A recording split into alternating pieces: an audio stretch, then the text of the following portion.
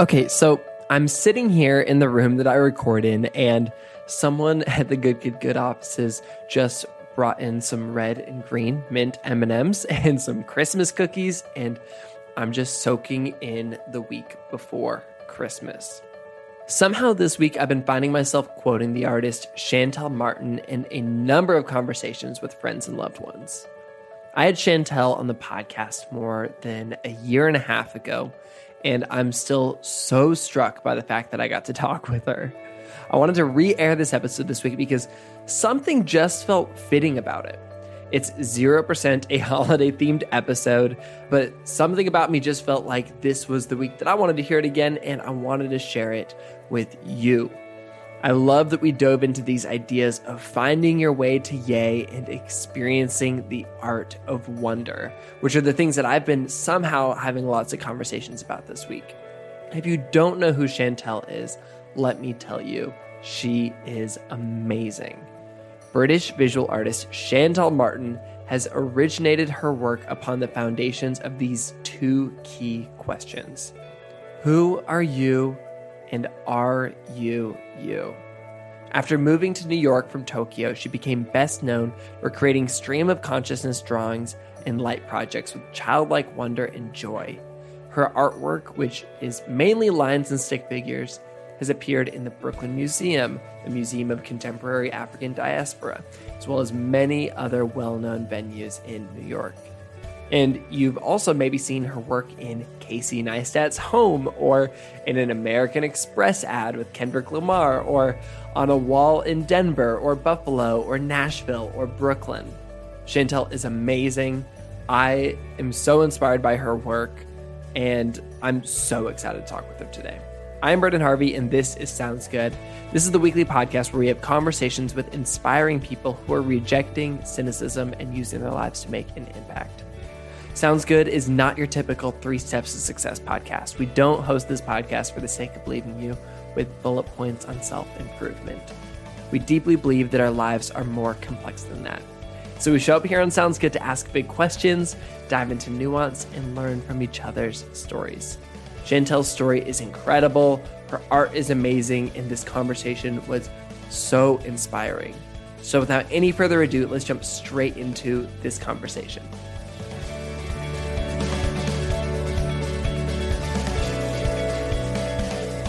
So, Shantell, I first saw your work, or at least I'm pretty sure that this was my first time, when I was visiting Nashville. I was dating my now wife long distance. I lived in Portland, Oregon, and I went to what is now my absolute favorite restaurant in Nashville, Rolf and Daughters. Their pasta is so good. Their Garganelli Verde. And I saw this beautiful artwork all over the wall outside their building. And I started doing some Googling. I was like, who did this amazing work? I love this. And I found you. That's how I came across your work. And I've been a fan ever since. And so now I'm just honored to be talking with you. Yeah, that was my first and only time to Nashville. And I'm really happy that the restaurant is doing well there. And, you know, it's a nice canvas to work with there. Yeah, it's absolutely beautiful. Did you get to eat any of the pasta while you were there? I don't think I did. I really need to go back and eat there, and especially now the restaurant's been around for a couple of years now. I definitely need to go back. Oh my gosh, you're seriously going to have to. So that was the very first time that I heard of you. And then I started following you online kind of for the last few years. And then I was in New York out at this Samsung event a few months ago, and you were on stage and you were sharing your story and you were doing live public art. And I got just such an impression of childlike wonder in the work that you do. The way that you just, I don't know, you filled your canvas with so much joy, and you had so much creativity that just seemed to be rattling through you as you were creating. And it was really, really fun to see. And it reminded me of this quote that says, "The creative adult is the child who has survived." Do you feel like that applies to you? Like, have you been doing art since you were a kid? What does that look like for you? You know, we've all been doing art since we was a kid. I think the difference is that some of us stop and some of us don't. And I definitely love doing the live performances because I'm not a performer, but, you know, if you're in a position where you're drawing live, it keeps you honest and it keeps you vulnerable because it takes away time. And time sometimes is something that allows you to overthink things, or it allows you to hesitate, or it allows you to think too much about what you're doing, or it allows you to imitate someone else, or it allows you to be let those kind of thoughts creep in that stop you doing what you're born to do in a way. So drawing live keeps me honest, it keeps me vulnerable, but it also brings out that big kid in me, because it's just very playful and it's very creative. And as you saw in that show at the Lincoln Center, a question I asked everyone is, if you can draw, put your hand up. And a lot of people didn't put their hand up. And I said, it's crazy. Like, of course you can draw. You did it as a 2-year-old and a 3-year-old and a 4-year-old and a 5-year-old and a 6-year-old, maybe even a 7, 8, 9-year-old. You can draw. And so it's always fun. And I mean, a lot of the work that you do is line drawings. It's stick figures. You know, that's something that people can do. And I love the way that you kind of lay that out and you say, hey, like, you can draw lines too. Yeah, I'm not doing anything new. I'm not inventing the wheel. What I'm doing is I'm drawing, but I'm drawing in a way that is uniquely mine. And I lived in Japan for 5 years, and Japan is a very craft-based culture. You know, they master things over their lifetime, over generations.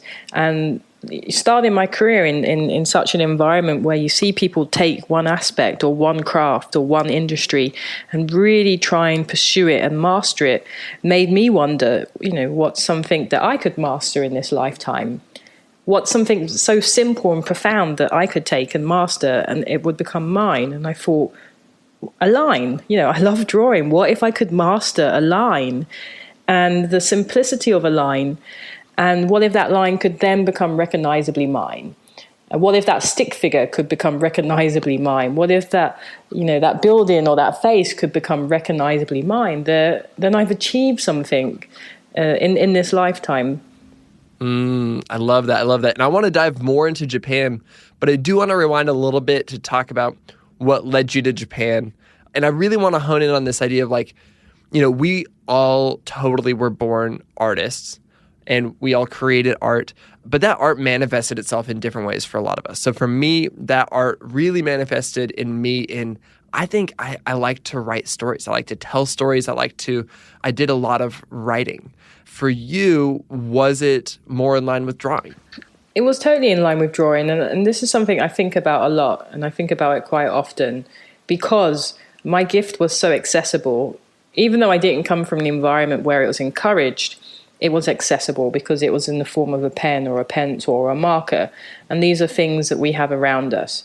And, you know, what if you're growing up and you have a gift? We all have a gift, but the application or the tool or the function of that gift isn't accessible to you. It isn't as easy as singing or picking up a pen and drawing or telling your friends jokes or stories. Well, if your gift is in the form of something else, how do you find that? How do you discover that? How do you untap that? And that's something I do think about a lot. And I do think about how we can encourage people, especially younger people and even older people, to find that gift and to find that tool. And because why are we here if it's not to make and share? And for a few of us, we're very lucky because we've found that thing that we love to make and share. But what if that isn't as accessible to you? You spend a lot of time these days drawing all over big spaces, big walls and floors and ceilings. And did you draw a lot on your walls growing up? Yeah, I grew on my walls. I got in trouble for it. You know, I drew on my friends, got in trouble for it. I drew on my clothes, got in trouble for it. I drew on myself, got in trouble for it. And I really try and encourage, you know, parents now when I see them and I learn that their kids draw, and I'm like, I hope you let them draw on their walls, and I hope you let them draw here, and I hope you let them draw there. Because, you know, if your child is doing something consistently, it means there's probably a passion involved there, and it's good to encourage those versus to discourage them and take them away.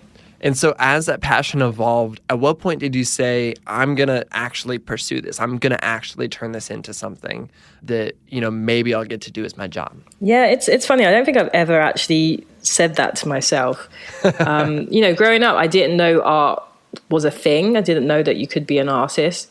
You know, I grew up in Southeast London in a place called Thamesmead, you know, one of these big kind of council estate / projects.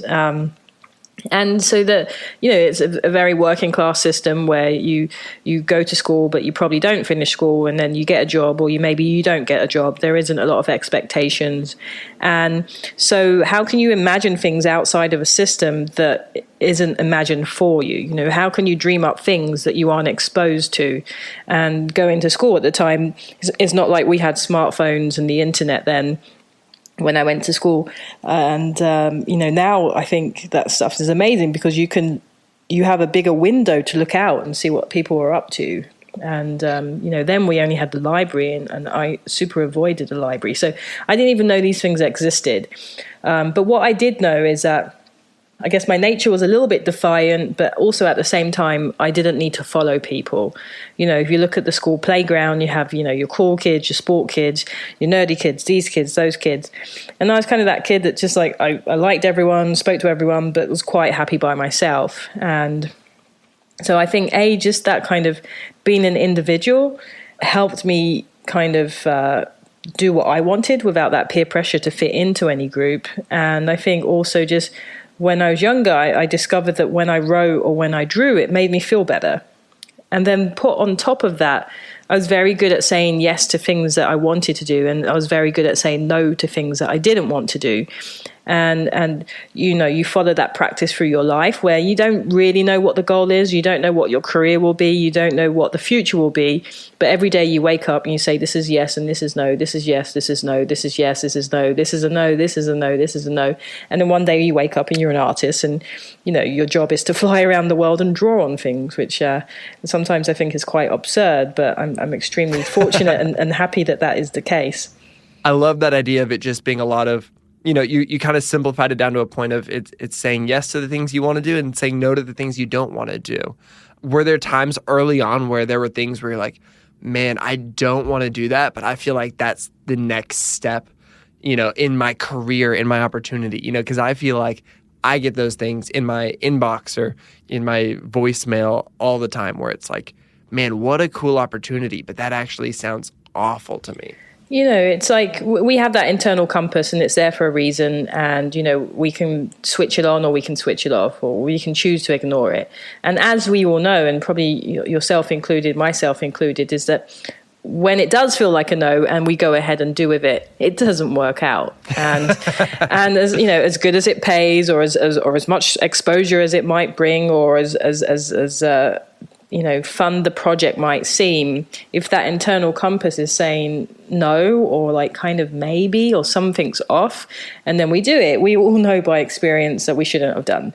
And, I think we need to stop boiling things down to like, if it's good for my career, or if it's not good for my career, or even if it's outside of my industry. I kind of now I'm in this category of the art world, and for some reason, it's art is meant to be quite vast and wide and involve imagination and involve an artist kind of exploring themselves and any questions that they want to involve. But for some reason, when you work with certain types of industries or mediums, then suddenly it's like it's not art, it's commercial, or it's this, or it's that. And I think we need to stop thinking about things in that way. It's not about commercial versus fine art versus research. For the most part, it's all the same. It's about doing something that feels right, doing something that you're proud of, doing something to your satisfaction, doing something to the quality that you want to do it, pushing yourself, and being able to make something and share something with your demographic or a wider demographic that you've not explored before, versus like putting ourselves in boxes. So, I think it's that simple. It's like, this is a yes, I'll do it. This is a no, I won't do it. That's really good. And you actually reminded me of this quote from Seth Godin, who said that art is anything that's outside of the rule book. And I like that mentality that things that aren't always thought of as art can totally be art, because you're exploring new territories, you're trying new things, you're pushing the boundaries of what already exists. Yeah. And even someone for myself, I think that I'm out of this box, and I think that, I can collaborate with brands or with museums or with scientists Yet that when it comes to something like, oh, I want to make music, oh, but I'm not a musician. I'm like, wait, like I've just fallen into one of those boxes where we believe that we can't transition industries because you're an architect, you're an artist, you're a musician, you're an actor, you're a this. And it's like, no, as long as you bring your full self to what you're doing, and you mentioned a little bit earlier, I think before we started, this idea of intention, as long as what you're doing has your full self and good intention behind what you're doing, it works. And you could be a musician getting into architecture, you could be a scientist getting into art, you could be an actor exploring interior design. It doesn't matter. As long as you bring your full self and good intention behind what you're doing, it works. Are you considering pursuing music? Yeah, I have a gig this Friday, actually. No way, for real? That's incredible. So that's funny. So I love playing the keyboard and piano. I guess this is more of a recent thing, yet I have no training, I have no experience, I don't know what I'm doing, I can't play anything twice. People have offered to teach me stuff and I've said no, because I like feeling free when I play the piano. You know, if you teach me a chord, then I can do something wrong. But what I've done now is, you know, for me, the lines on the piano, it's the same as when I draw lines. You have to approach them confidently. You can't hesitate. You can't think too much. And you just got to play them with feeling and good intention, and it works. And I've done a couple of shows now. And like I said, I have a gig on Friday, and it's very spontaneous, it's intuitive, so it means every single show is unique and different because I don't know what I did the first time round. And I think it's kind of refreshing in a way that you don't have to go and rehearse and have this like hit song. I'll never play the same song twice because I don't know actually what I'm playing, because I'm playing it in the moment and I'm playing it with feeling and I'm playing it for that crowd and that audience that is in that space at that time. Wow, that's so exciting. That's incredible. I love that you're just like pushing yourself, trying this new thing. It sounds mildly terrifying to be in such a different position, putting yourself outside of, you know, because you're really good at the art that you do and the art that you're known for. So I imagine it's a little bit of a weird feeling to do something that could be totally different. It could be received totally differently than the stuff that you know is received well.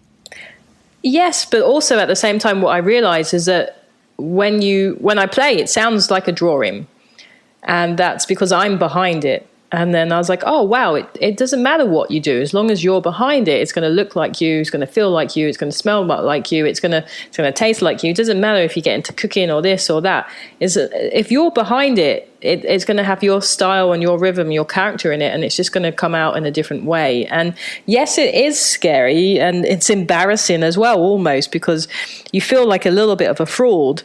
But then, you know, it's that fear or that vulnerability is also what keeps you pushing yourself. What keeps you challenging yourself. And I think there's something really important about presenting that on a stage. That's amazing. I want to bring it back a tiny bit and talk about how did you end up in Japan? Like, what was the instigating idea behind being like, I'm going to move from where you were in London? Yeah. Is that where you were before? I was in London. So you were in London. You're like, I'm going to go to Japan. Yeah, it was funny. I went to Camberwell College of Arts and I met my first Japanese friend there, Sakura. And I got interested in Japan and Japanese culture and Japanese movies through this friend. And then she invited me probably in 1999 or 2000 to come and visit her family in Japan, in Saitama. And for me, that was the furthest place on the planet. You know, I didn't know what they ate. I knew it was a long flight away. It's just... From me, I'd not left the country then, had not traveled really anywhere, probably only France, which, you know, from England isn't a big stretch. And then I went for the first time, I think, in 2000 for a holiday, and I stayed for a month in Saitama.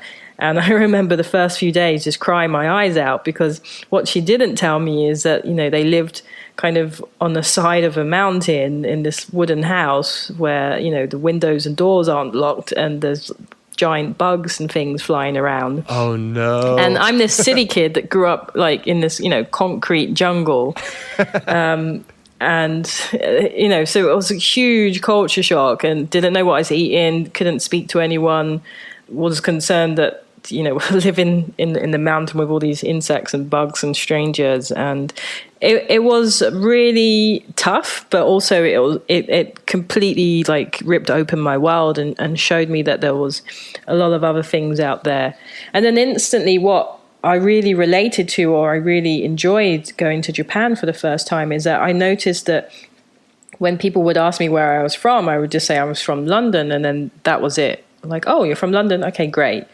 Whereas me at the time, people were like, oh, what are, going back to London and being mixed race is that you can't ever just be yourself. You can't ever just be from London.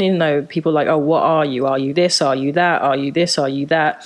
And you're always having to like explain your like existence and where you're from in a way. And it was really nice to go to a place where you're either foreign or you're Japanese, you're Nihonjin or you're Gaijin. And the world just seemed a lot easier.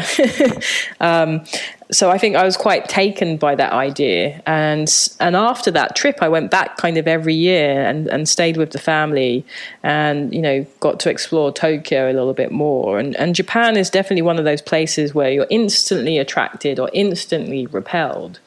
So after, a few years later, I finished art school. As you do when you finish art school, you're like, well, now I'm probably going to be unemployed or work in, retail for many more years or something like that, because that was my part-time job at the time. And I was like, well, rather being unemployed in London, maybe I'll just go to Japan and teach English for 6 months or a year. And that's what I did. I went to Nagoya first and I taught English for 6 months, and then I quit that job and then moved to Tokyo and eventually kind of switched teaching with making art and became a VJ in Japan and lived there for probably just almost 5 years.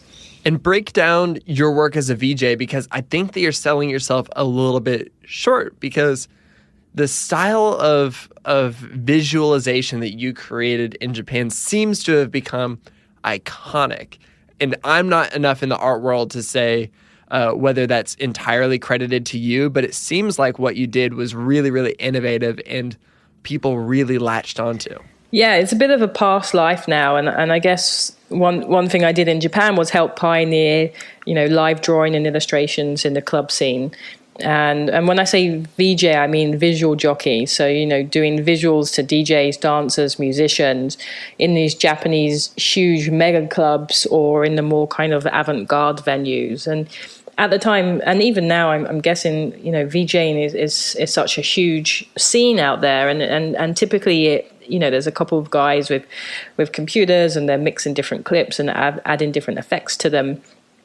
And for me at that time, it just seemed a lot like background. I'd go to these clubs and I loved dancing and watching these DJs, and they would have these giant screens with these visuals on. And the visuals never moved me or never really seemed to relate to me in any way. And I was like, well, firstly, like clubs are really expensive to get into in Japan, and I love dancing. I like to do this 3 or 4 times a week if I could, And how can I get into clubs without paying? And I was like, oh, I could VJ. So I ended up starting this career as a VJ, but instead of mixing clips, I would draw.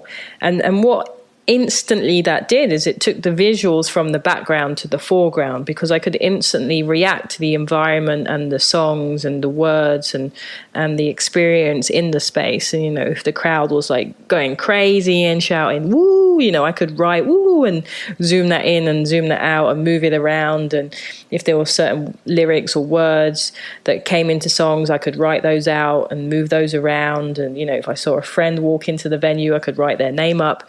And if people were swinging their arms around, if there was a projector kind of near them, I would swing that around there. And I think what it did is it helped create this kind of movement of bringing visuals in these spaces into the foreground. And we see a lot now of projections interacting with people and stuff like that. And and that's kind of what I was doing more than 10 years ago or something now. And it was interesting as well, because I also got to beta test and launch a lot of products kind of electronically. And you have like the Wacom tablets, for example. And I beta tested their first like Bluetooth tablets, and I would take them into the middle of the crowd and be drawing while my drawing is, projected onto these like giant screens. So you'd see me in the middle of the dance floor dancing, drawing on this tablet. And creating these drawings live in real time. So it was definitely like a fun past life, and the work was very colorful and very digital, but also quite Zen-like in a way, because I would, at the end of my shows, I would close my computer, not save anything, go home, because I would say, I want the work to live on in the experience of people that were in this room at this time. I don't need to record it or be precious over it. I just wanted to come and experience it. And then, now fast forward, I look back and I'm like, oh, damn, all this part of my career just doesn't exist because there's no documentation of it. But very, it was a very fun time, and who really gets to start their career in the club scene of Japan. It was quite fun. I just wanted to take a quick break from this conversation to tell you about the sponsor of this week's episode of Sounds Good, the University of Helsinki. Okay, so if you follow me on Instagram, you may have seen this, but I just got back from visiting Helsinki, Finland. And Finland, if you don't know this, happens to be ranked the happiest country on earth. And so I loved getting to spend time in this new country, experiencing the culture and the politics and the education system and all these things that make this country so happy. It was remarkable. And as a part of that, in fact, as a huge focal point of my time there, I got to visit the University of Helsinki, and it was incredible, you guys. Oh my goodness. Here's what I learned.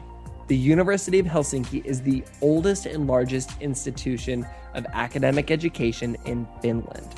It's become one of the top 1% of the world's research universities, and it's especially remarkable, this is what I love, because of its focus on seeking solutions for global challenges and creating new ways of thinking for the best of humanity. Everybody I talked to, their studies seem to have something to do with, here's how we can make the world better. Here's how we can create human progress. Here's how we can save people's lives. Here's how we can fight climate change. All of these things, it was so energizing. It's baked into the culture of the university. The University of Helsinki has actually contributed thousands of people to the top of the worlds of politics and science and culture and economics. And they also have contributed 4 Nobel Prize winners to the world. No big deal. Okay, so here's what's going on. The application period for the international master's programs at the University of Helsinki is now open. It's currently open. The programs start in August 2019, but you have to apply by January 11th, 2019.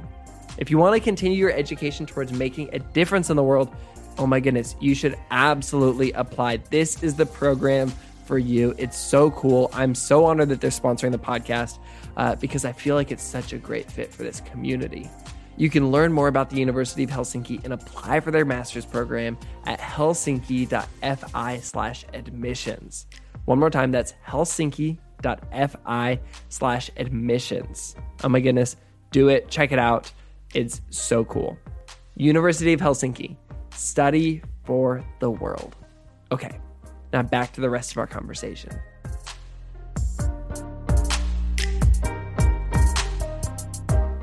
I love that artist purity of being like, I don't want to record this. And then in hindsight, it's kind of like, well, it'd be kind of cool, but it probably allowed you to actually create a little bit more freely without that. And I also love, man, I think that some of my favorite people are people with like almost secret successful past lives where they did something incredible and then they started up and did something totally different that's incredible. And, you know, they don't even really, they're reluctant to bring up that past thing. You know, it's just such a small role, even though for a lot of people it was impactful and meaningful. I don't know. I think that's a really, really cool idea. And I think that it speaks to a sense of humility and a sense of adventure and ability to move on and you know, conquer new ideas. Yeah, totally. And for me, it's in the past. You know, I had this past life of being this big VJ in Japan and doing visuals in front of hundreds of thousands of people. And it's interesting because people are like, oh, do you ever use color? And I'm like, yeah, I had a whole career in Japan where I use color, it's sometimes when we think that what we see is everything. We think that, especially with an artist's work, like what they're doing now must be everything. And we never really delve a little bit deeper than the surface. And I think that's a good reminder also that so often we play the comparison game and we're like, oh man, I wish I could create art like Shantell. Like I wish that I could just like start drawing like amazing line drawings in black and white. But the thing is that you had half a decade of doing this totally different thing that established this whole platform for you to be able to do this. And everybody's got to find their own path forward. And I think that knowing a little bit of that backstory helps kind of fight that competitive nature that's in our brains, that judgmental jealousy. Yeah, and I think there's a few things that play with that, for example, we don't really share the process of an artist so often. And that's another reason I love drawing live, because if you're drawing live, you're exposing the process. And by exposing the process, you're exposing the work. And we forget that a lot of hard work goes into being very good at your craft. And still, for some reason, we have this romanticized notion that people are just good at what they do. And the more and more you look at or you research into anything, it's like, yeah, maybe someone had an inkling or a gift, but then they've worked at it and they practiced at it and they understood their process and then they worked at that and they practiced that. And I think the more that we expose our process as artists and the more that we kind of share the work behind it, people will see that, oh, like, I got to work at this and I've got to wake up early and I've got to do this and I've got to do that. And for me, starting my career in Japan was really valuable because I went to a club every night, probably most nights a week for many years, and I drew for hours. And I drew for hours and hours and hours and hours, all very stream of consciousness drawing and digital. But now you put a pen in my hand and I can just draw and I don't have to think about where I'm drawing or what I'm drawing or how I'm drawing, because I put thousands of hours in the clubs in Japan drawing stream of consciously. When did your work manifest from the work that you were doing in clubs with color to the way more iconic line style drawing that most people associate with you today? So what happened is in 2008, I went to New York for a holiday. And like anyone that goes to New York for a holiday, you're like, wow, I love this place. I'm going to move here. And so I went back to Japan and I kind of set up my life to then move to New York. So early 2009, I moved to New York. And when I got there, kind of naively, I thought I could just transition my career that I had in Japan to New York. I was big in Japan, so of course I could just go and be big in New York. But when I got to New York, I realized that everything that I had in Japan didn't exist in New York. The clubs didn't exist, my fan base didn't exist, the cultural expectation for visuals when you go out didn't exist, projectors weren't everywhere. And I really realized, like, oh, wow, like, I'm going to have to start again. And in a way, I de-evolved, because when I went to places and when I said, hey, I'm doing this projector thing, and, like you put a projector up when the DJ's playing and da-da-da-da. At that time, in 2009, it just, people were like, oh, no, we can't put a projector up. It's a fire hazard, or we don't really do that stuff here. Or, that's, maybe you might find it in Vegas, but you don't find it anywhere else. And it just seemed that something people weren't ready to do, and so I de-evolved, because I'm not going to not make art. That's what I do, and drawing is my thing. So I picked up pens again because it's what I had access to. And also another thing that happened is when I moved to New York is I also naively thought that I would just move to New York, do these big club events and get a gallery and sell art and survive that way. And then when I started to meet with galleries, they would say, oh, okay, we love this work, this very detailed drawing I was doing at the time. Where have you shown? And I'd say, oh, I haven't shown. I just come from the club scene of Japan. And they will say, well, thank you, but no thank you. And I quite early on realized that there was this catch-22 with art, whereas if you haven't shown, they won't show you, because then you don't have a set of buyers. And also you're not going to not make art because they won't show you art. So I found other ways of making. But the question you asked about the drawings is, what happened is I started to pick up pens and I started to draw. But I started to draw at a much smaller scale because that's what I was doing in Japan with pens. And then I started to draw on my bedroom wall, and I started to draw on my shirts and my shoes. And then slowly, the environment plays a big part of the work. And then slowly I started to draw bigger and want to use bigger pens. And I only started using the thicker lines like you see now in 2013. So it's not been too long. So it's actually all the faces and the thicker lines and like the more, I guess, iconic stuff that people are familiar with is something that I've only really been doing for a couple of years. It's just happened at a point where people are getting turned on to my work, so then they think that is the work. But there's a whole other types of work and bodies of work and other, I guess, mediums and ways that I like to create work. But what you see now is almost like the flag. It's like the big flag that people pay attention to and that they're able to see from far away. But there is a whole other type of drawings and mediums that I like to use. That's fascinating. And when did you start? A lot of your work incorporates words, and specifically one key phrase that seems like it's like a signature phrase for you. Who are you? When did that start getting incorporated into all of these line drawings? Yeah, and it's interesting. You're like, your work contains words, but it contains lines, and we forget that words are made up of lines, and for me, words and lines, it's the same thing, and I'm not really making that distinction between them. So, as I draw lines subconsciously, I'm drawing words subconsciously, or spontaneously, or intuitively.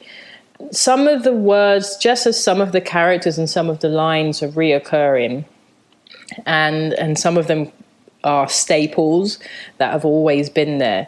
And they're usually affected, the words, the characters, the lines are affected by the environment that I'm in, or people that I'm around, or issues or opportunities that come up in my life usually reflect themselves as some kind of element within my drawing.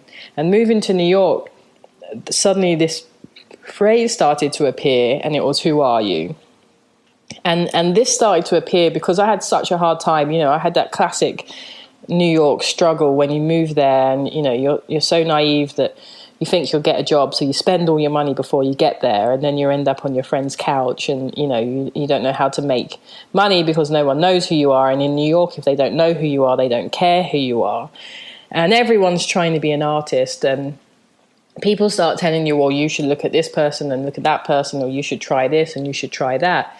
And you start to get lost because you start to listen to people. And then this phrase, who are you, started to appear in my work. And I think it was because I needed to know that I was being myself, and I needed to ask myself that I was being true to myself that day.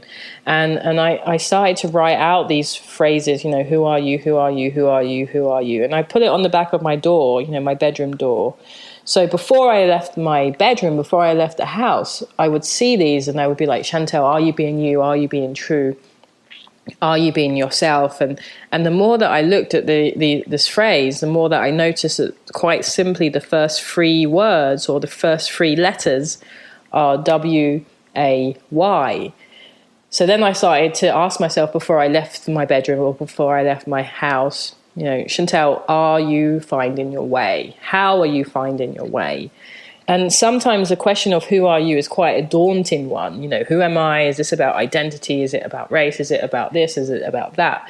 But when we just break it down and we're like, well, wait, today, how are you going to find your way? Okay, you're going to find your way through this language of lines and words and characters and drawings. Okay, I can do that. And then it almost feels like, okay, well, I need a destination. And then this new phrase appeared up in the work, and that was you are you. And quite simply, the first three letters of that are, Y-A-Y, yay. So you're the philosophy that, Shantell, you're just trying to find your way to yay, that's it. And then eventually I got to yay, and you're like, wow, like yay is this place of understanding. Yay is this place of celebration. Yay is this place where you kind of know your path and you know your way, but you also understand that there's so much more to be done. There's so much more to understand. There's so much more to find out. So you have to ask that new question. You have to go back to that old question and ask it in a new way. And that's where the phrase "Are you you" came around, because people are like, well, what does "Are you you" mean? And so "Are you you" is just an evolution of this original question of who are you? And you find in your way to yay, but then you get there and you have so much more to do, and you have to start from the beginning and refresh this cycle. So then you ask yourself, are you you? Man, I just got goosebumps. I'm over here taking notes. I'm putting black ink on white paper, and this makes me so happy. This is so cool. I love that, like, I just got a breakdown of this thing that, you know, has been meaningful to me in just the way that I'm looking at it, but then hearing the deeper intentionality behind it and your heart behind it is so cool.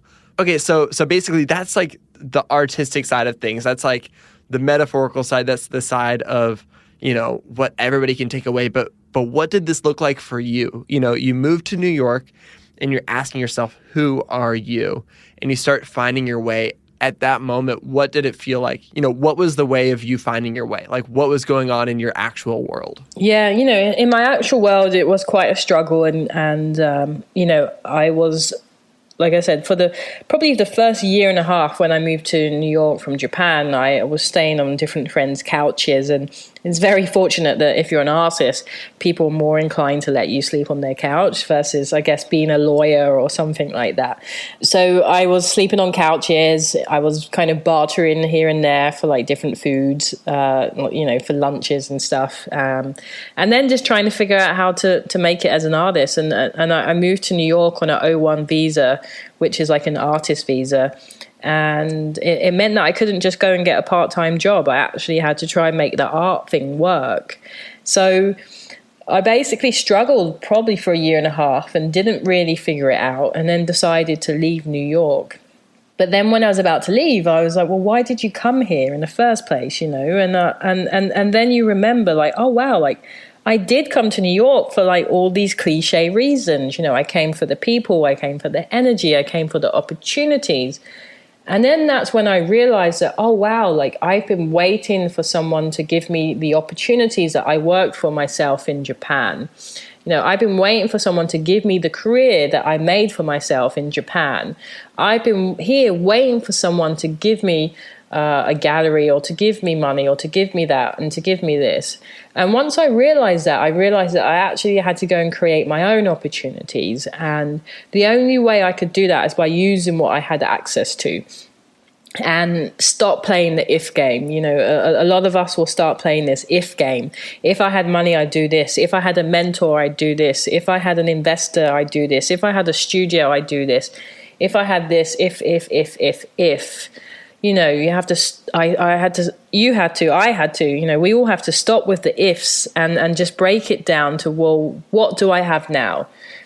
Who do I have access to? What do I have access to? And that's when I just started to call around and be like, hey, I'm an artist. Can I do a show in your space? Or I would ask friends like, hey, I'd love to do some of the work that I did in Japan. Do you have a space? Do you have a space? Do you have a space I can use? And eventually someone said yes. And then I started to do my own shows and invited the very few friends that I knew at the time then. And, you know, did what I knew what to do, and like these kind of shows I was doing in Japan. And the great thing about New York is that, yes, there are a lot of artists here, but not a lot of artists are actually out there making work. So if you go out and find a space and do what you do, and you invite people to do it, people in New York love to talk about things that are cool, and they like to talk about things that they see.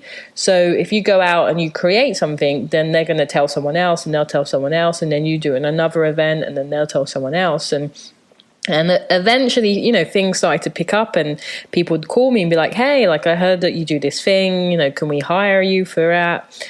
So, you know, things behind the scenes, you know, when I'm writing this kind of like, who are you phrase, for a long time, a year and a half, are very tough. And then towards the end of that, when I was just about to give up, and then kind of had this profound moment of knowing why I came, things started to pick up because I started to put the work in. And do you feel like you were finding your yay at that point? Like, was that what you felt your yay was. Exactly. You get to that moment of yay because you're like, yay, like this is what I do. And to create opportunities, you have to make them, and you have to pretty much make them for yourself, because no one's going to give you things. No one's going to imagine things for you. No one's really going to care for you. And, you know, maybe they will, but I'm talking about myself at that time in New York, where you have to just create your own opportunities and do that by using what you have access to, what you can actually reach, what you can actually touch, and then branch out from there. Wow. This is absolutely beautiful. This is making me so happy. Like my notebook is just like filled with like doodles and words and who are you? And I feel it feels great. And I love learning all of this from you. You know, I want to wrap up this conversation by asking, for people who are maybe dealing with the big question of if only I had this, if only I had that, if I had a mentor, if I had money, if I had this opportunity, what would you recommend to them to fight that if? How can they push back against that so that they can find their way and then find their yay? One of my favorite words is today. What can I do today? You know, who can I call today? What can I show today? And especially if you're trying to do art, it's about making and sharing, making and sharing, making and sharing. Okay, so how can I make my work? If I don't have access to these materials, what materials do I have access to? How can I share my work? If I don't have access to these galleries or X spaces, what do I have access to? Is it my local coffee shop? Is it my living room? Is it a friend's living room? What do I have access to? Because the whole point is, if you make it and share it, make it and share it, make it and share it, you involve more people into your world over time. And also another thing that I think I learned over time is that there's no rush.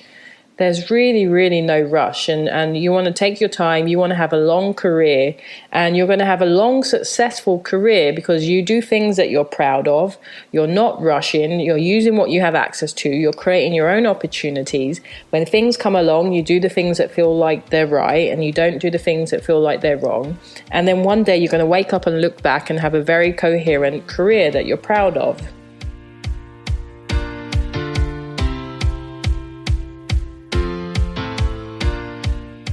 Okay, how great is Shantell? If you haven't already, make sure that you're following her online. And I was just thinking about this. Give her a search on YouTube to see a little bit of the behind the scenes on her process. And while you're at it, go and check out her site at shantellmartin.art. If you're new to Sounds Good, we would love for you to stick around. If you enjoyed this conversation, you would also, oh my gosh, you would love my conversations with Amber Ray, who I've actually had on the podcast twice now, and Mira Lee Patel. These are two artists who I deeply admire, who inspire me with their sense of wonder. You can find all 3 of those episodes and more than 100 other episodes by searching for Sounds Good wherever you listen to podcasts. Make sure that you hit the subscribe button to keep on getting more inspiring conversations with incredible people delivered straight to your phone while you sleep. This podcast is created by me, Brandon Harvey, as a part of Good, Good, Good, a community that believes in the power of celebrating good news and becoming good news. Chad Michael Snavely and the team at CM Studio edit and mix the show. You can learn more about what we do at Good, Good, Good and check out our Good newspaper and our Good newsletter and all of our past episodes by visiting goodgoodgood.co. And on that note, that is a wrap for this week's episode.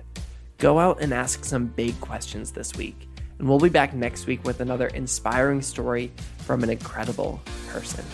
Sound good?